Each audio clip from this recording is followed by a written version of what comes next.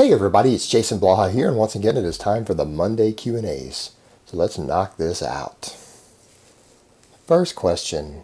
Hey Jason, if someone wanted to develop bigger arm size, would adding weighted dips and weighted chin-ups to a full body routine that already has rows and presses be any added benefit? I have had golfer's elbow a few months ago, so I stopped doing curls to avoid it coming back. I was thinking about doing either more chin-ups or resistance band curls to help make up for it. All right, good question. As far as the band curls, you're probably not going to get a whole lot out of those, to be fair. I would recommend still using free weights for those if you can, but if you have golfer's elbow and anything you do with it inflames the tendon in the elbows, and you might have to just skip curls, but that's okay. You can still build big arms off of presses, rows, chin-ups, dips, things like that. The whole combination of things is fine. I mean, not everyone is like me to where their chest and everything just blows up from everything and they have to do extra arm work to have any real arm development. Most guys can get arm development out of the big heavy compounds. And again, you're not trying to necessarily reach peak bodybuilder level. You're just trying to get big arms. There's no reason that won't work for you. In fact, dips and weighted chin-ups, both done weighted with progressive overload, are fantastic arm exercises if you perform them correctly. So just make sure you learn the technique, learn to perform them correctly, learn to perform dips safely.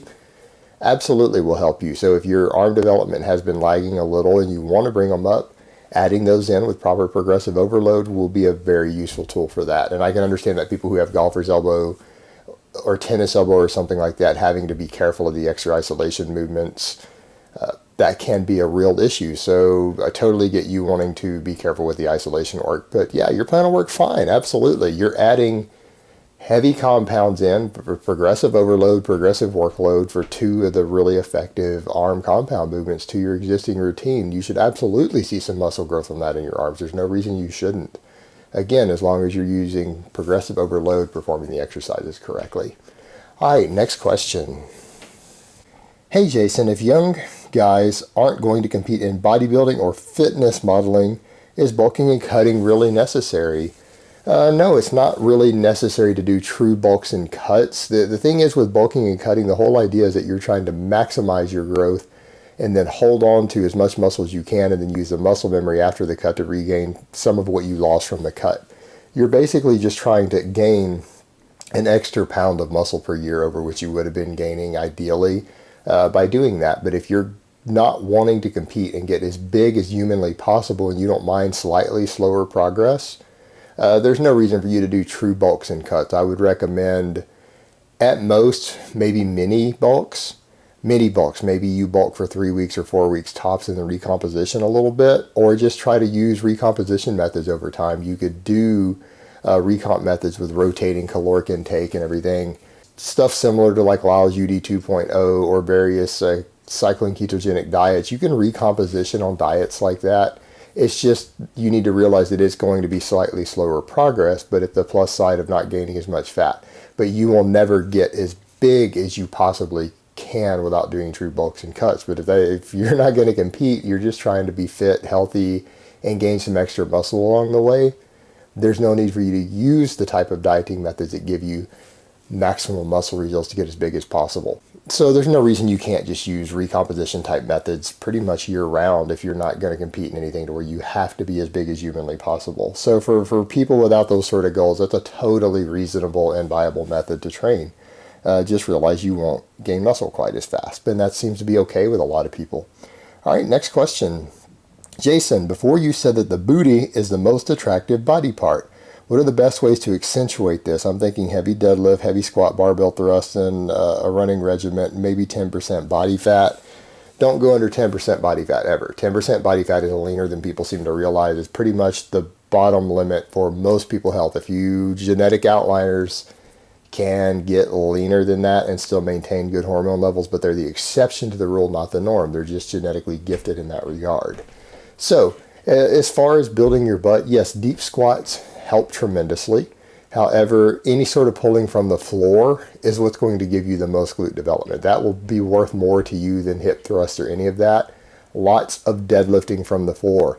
Better yet, deficit deadlifts. And the thing is, you can do high workloads, higher volumes of deadlifts as long as you're not hitting failure. If you're not doing as many reps as possible, you're not hitting maxes and you're just coming in and you're deadlifting with a good workload and a good frequency, and again, pulling from the floor a lot will help with that. Any exercise where you pull from the floor, whether it's deadlifts, power cleans, snatches, anything like that will help build your glutes up over time. Olympic lifters have the biggest glutes oftentimes pound for pound for a reason. So much pulling from the floor. Deep squatting is really optional there. I mean, deep squatting will just help you additionally. It won't even be necessary. Like, you don't have to squat to do that. I recommend that most people squat, obviously, unless you've got a reason not to. But the squat will simply accentuate that. The deadlifts themselves will give you the most. And in all honesty, even the Romanian deadlift will have a tremendous impact if workload is sufficient on your glutes. So pulling, that's what's going to do it the most for you. All right, next question. Hey, Jason, as a 20-year-old trying to enter the military, possibly spec ops, should I go ahead and recomp to make my body fat guidelines to join or straight cut? I currently sit at 22% body fat, just underweight, and 12 site caliper test confirmed, and have to drop to somewhere around 19%. The fitness standards for the past and regular PT tests are extremely easier for me, so training for them isn't a huge concern. I'm sitting at 270 pounds down from 290 in the last 3 months. I train 6 days a week, blah, blah, blah. All right. You've been working out for 5 years. Okay. You need to understand a few things as far as spec ops infantry and things go. My first concern, people are going to say, no, you shouldn't be telling him he needs to be under 200 pounds because you don't know how tall he is. Well, if you're really tall, if you're well over 6 foot, and that's why you're 270, you can forget infantry completely. They're not going to accept you in most infantry programs at all. You're going to be assigned to a different role besides infantry if you're tall, because the military doesn't want really big targets that are easier to hit out on a battlefield. So no infantry means no spec ops. The other thing you need to look at, again, spec ops, yes, you need to be very strong, but you need to have a tremendous amount of endurance. You need to be almost a peak level athlete. You do not want to be over 200 pounds if you're going to try to go into spec ops. You can be 185, 190 pounds and ridiculously strong. You don't want to go over that, and you will lose the weight. When the endurance training they put you through any sort of spec ops school is going to take weight off of you. For example, my cousin, who has been in spec ops for 10 years, he goes up to 190, creatines it up a bit, goes up to 190, trains his ass off, power lifts, and does CrossFit. And he sits about 190. However, when he goes to spec ops schools, he loses 30 pounds every time. Just from all the endurance training and everything that they go through physically, he drops down to 160 by the time he finishes the school every time. You're not going to walk around above 200 pounds, and especially nowhere near 270. You need to go on a serious cut, and you need to strip down fat and muscle both, probably, to some extent. You can't walk in that big and expect to pass any sort of spec ops training. The other thing you need to consider, yes, you need to be borderline professional athlete level physically to get into that particular career that you're looking at, but it's not enough. You have to have a certain mentality. So if you need to look at your ASVAB test, maybe look at IQ test. If you've ever had a Stanford Binet IQ test, you probably want to be second standard deviation on the bell curve on a Stanford Binet. If you're walking around with a 100 or 105 IQ on that test, you're not going to make it through the spec ops selection. And it's because they're looking for people with a certain mental aptitude. They're looking for people with outside the box thinking, outside the box problem solving skills. They need people who can break down conventional tactics and just not think that way. People who think in conventional tactics go into regular infantry. You might go to ranger school, but you're definitely not going to do spec ops, because they need people for that exclusively who have outside the box thinking. And the higher different branches you want to get into of different spec ops and special forces, you're going to need to be more and more intelligent and have a different type of mentality for problem solving. And that's not something that people just automatically learn. That's something you pretty much have to have. So you need to remember there's more than the physical component. And if you don't possess those traits and you're not at that level of physical fitness, or you're too tall, or whatever issues you have is going to exclude you from that. Less than 1% of people who try to get into spec ops could make it. So put that in perspective. All right, next question. Rest pause training for fluff exercises, IG, one intense set of curls, lateral raises, tricep pull downs, etc. Obviously efficient, but what sort of minimum weekly frequency is ideal for an intermediate lifter, mainly focused on heavy compounds? Well, as someone who has been bringing my arms up, who realizes that arms are a weakness for me, who trains rest pause, I can tell you that my frequency is 3 times a week, and that's really ideal unless you're on enough drugs to get around that. That 1 in 10 set of rest pause training for your curls and your skull crushers, which is what I do. I do incline curls and I do skull crushers as my main isolation movements. I do 1 set Monday, Wednesday, Friday, and it seems to be working quite well. And for total muscle protein synthesis uptime, that's what I would recommend, a frequency of 3 days a week. Now, there are things you can do as long as you keep the total workload and fatigue low enough. You can train a muscle every single day and get away with it. But if you're doing big heavy compounds every workout and you're doing rest pause type training, I'm going to say no more than 3 to 4 times a week, closer to 3 for most people, just to bring up those lagging body parts. It should be fine. But going under 3 times a week, you're not really maximizing your total muscle protein synthesis. So it wouldn't be ideal for a lagging body part to train at less than 3 times a week for obvious reasons. All right, next question. Tore my hamstring on deficit deadlifts around 5 to 6 months ago. Question, after rehab, strengthening, etc., does the muscle ever fully recover to the point of functioning completely normal as if the injury never happened? Fantastic question. It comes down to how much scar tissue you have left, how fast you rehabbed it, how well they broke up scar tissue and worked all that out. If you have scar tissue from a reconstructive surgery there, the muscle functioning at 100% where it did before the injury is in my experience and just previous observations, dependent upon if you have scar tissue or not. The more scar tissue you have from the injury, the less likely it is that you'll get 100% function back. The more likely you're going to get some inflammation and stuff that really messes with you when you train. Like I've had those problems with my left bicep after I ruptured it. It's all about scar tissue. And the thing is, if you can get in there and maybe soft tissue work that over time helps break up the scar tissue a little bit, if you haven't returned to full functioning, work that area with soft tissue work to help with that. And if you can do that enough to help break up a bit of the scar tissue, maybe see like someone who specializes in art therapy, that should help you get back to full functioning again. But there's always a chance that no matter what you do, you won't ever return to full functioning from a muscle tear. That's just the unfortunate reality of the real world. But that is your best option, is keep it mobile, make sure that you rehabbed it correctly, and definitely soft tissue techniques to break up scar tissue around that area are going to give you the best chance of returning to full functioning. And remember, training it through full range of motion. All right, next question. Hello, Jason. With the same concept regarding knee wraps, knee sleeves, that they are ruining your knees in the long term, might be applied to wrist wraps. You know, I've had a few people ask this. I'll probably dedicate a full video to this later because it seems to be quite a topic that people aren't grasping what I'm saying. If you think about it, just think about it for a minute. Knee wraps and knee sleeves are used for the exact opposite reasons.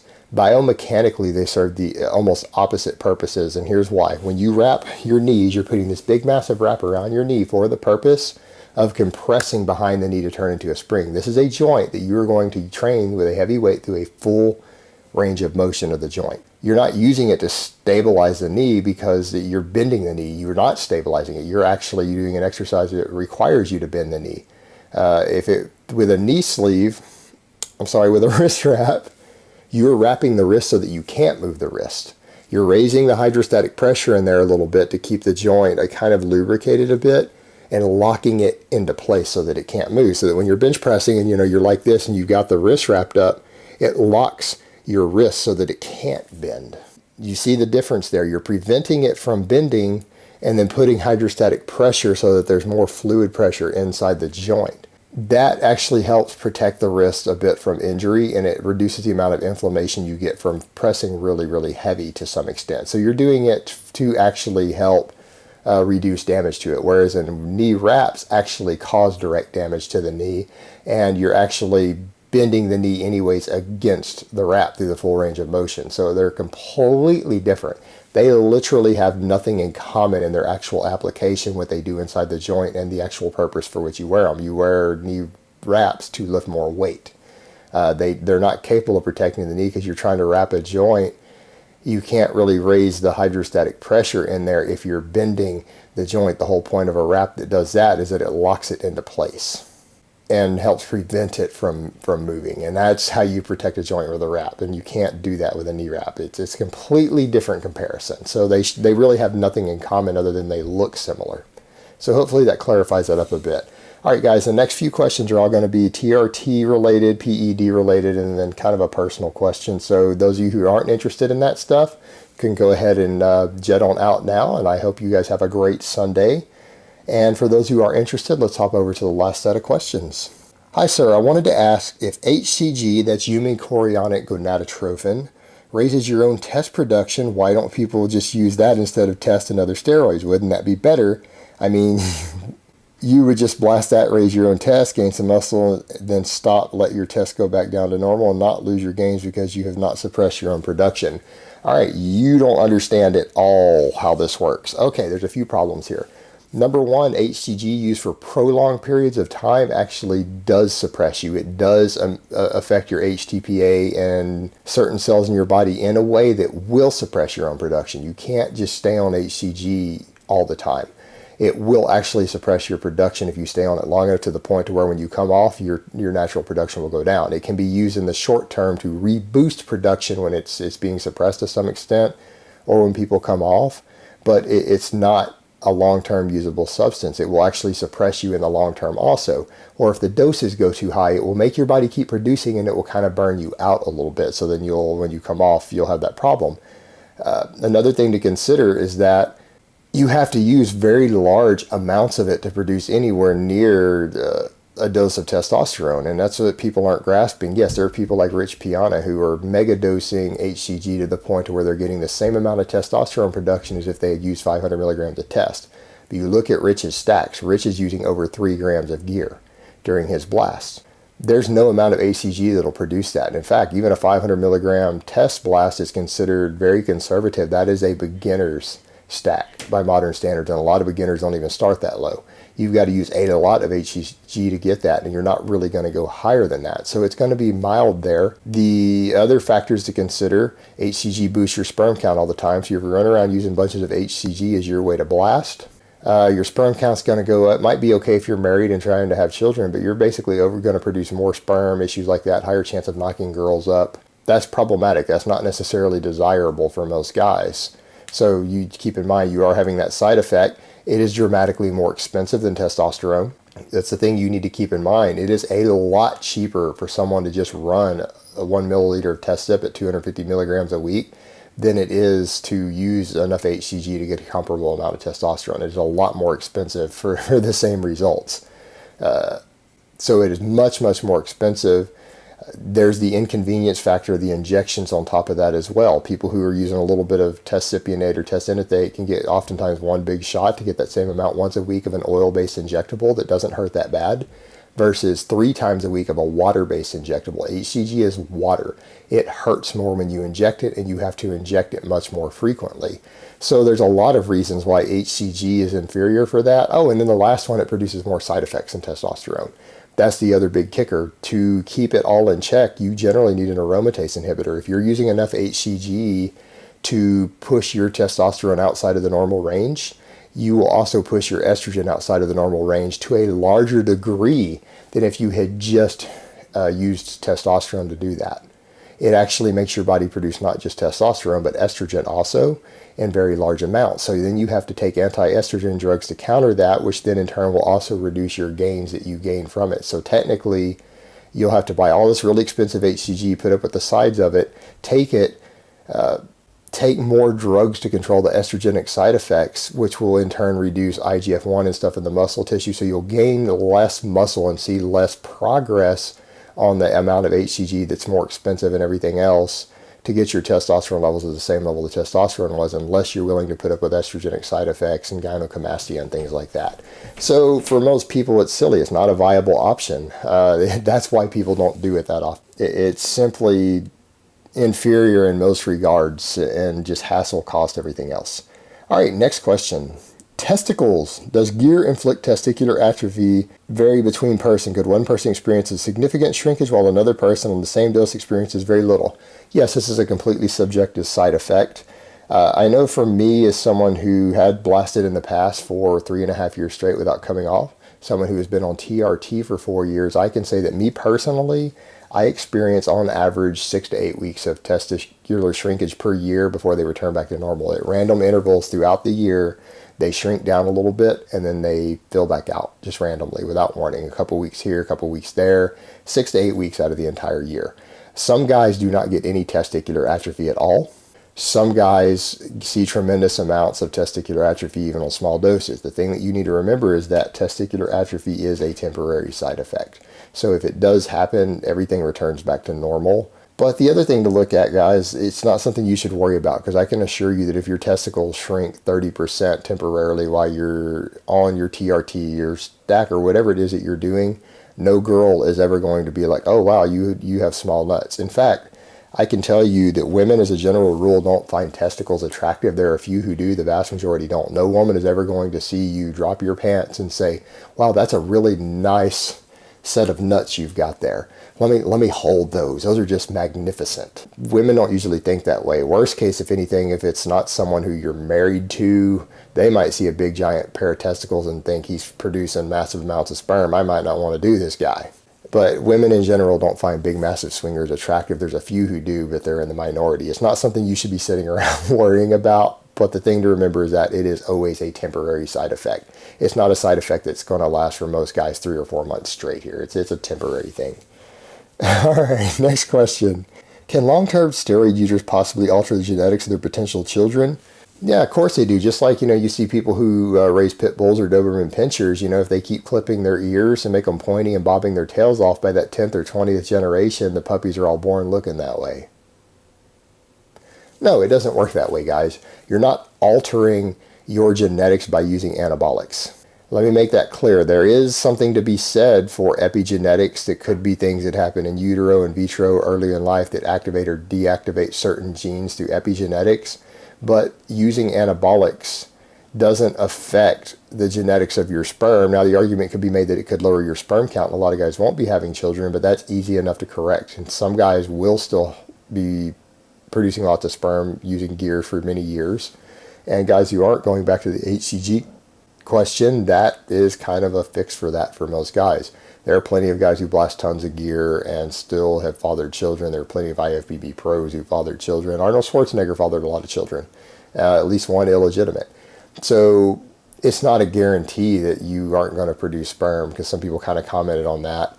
But no, your drug use, unless it just reduces your sperm quality and you're not fathering children, or you're fathering children that aren't viable so that they're just miscarried, no, it's not going to affect the genetics of your children at all. The things that you do like that don't affect the genes of your children. It's your random genes and the split up of your sperm that's going to just pass on whatever genes are in there. And people who don't understand that should probably go take a freshman level biology class, or at least go read a freshman level biology textbook. It simply doesn't work that way. There's no reason to think that it would.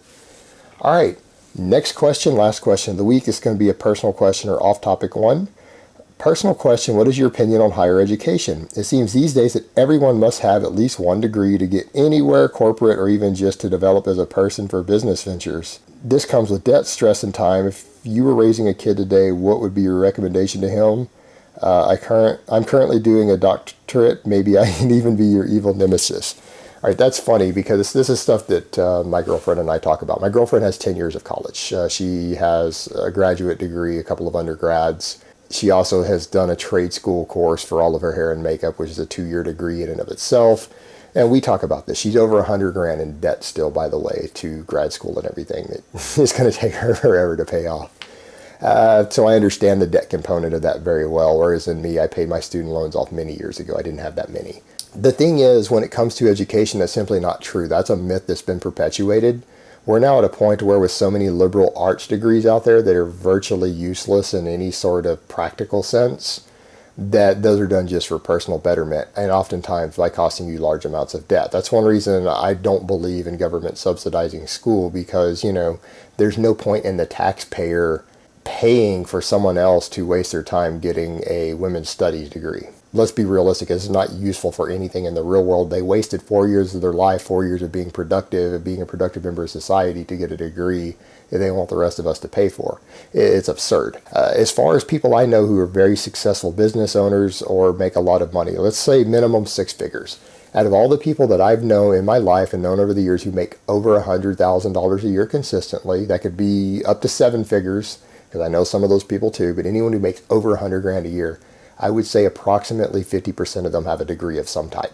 Whether it's an associate's degree, a normal undergrad 4-year degree, a master's degree, PhD, around 50% have a degree of some type. I know a few people who make 200 plus grand a year who have a GED and not a true high school diploma, and that's it. So they're out there. The thing is that you need to realize degrees can be useful, particularly if it's something valuable like okay, an MBA, a business-related degree, can be massively useful in a lot of business endeavors. Having a true science degree, something that's hard science-related, absolutely tremendously useful. Most other degrees are going to make you, unless you get really lucky, less money and less successful at business than just having a good business sense and experience or a trade.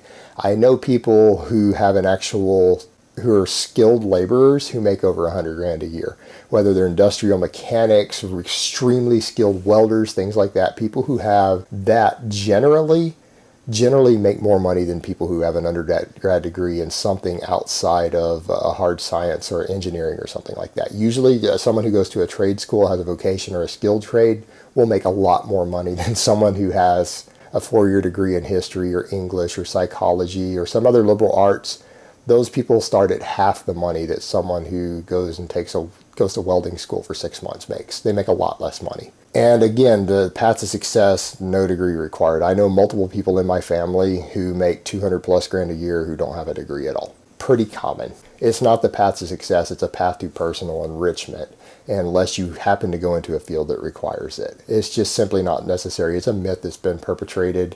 And we're at a point where we're oversaturated with degrees. That's why they look for them, because there's so many. It's just to see if you did it. When the truth is, these days we're short on skilled laborers and people with true vocational trades. And that's really where the money is right now inside the United States. People with a skilled trade, a skilled craftsman, will make a lot more money and be a lot more valuable than most people with a bachelor's degree these days. All right, guys, but that's really all I have to say on that today. I hope it's been informative, and I will talk to you guys next time.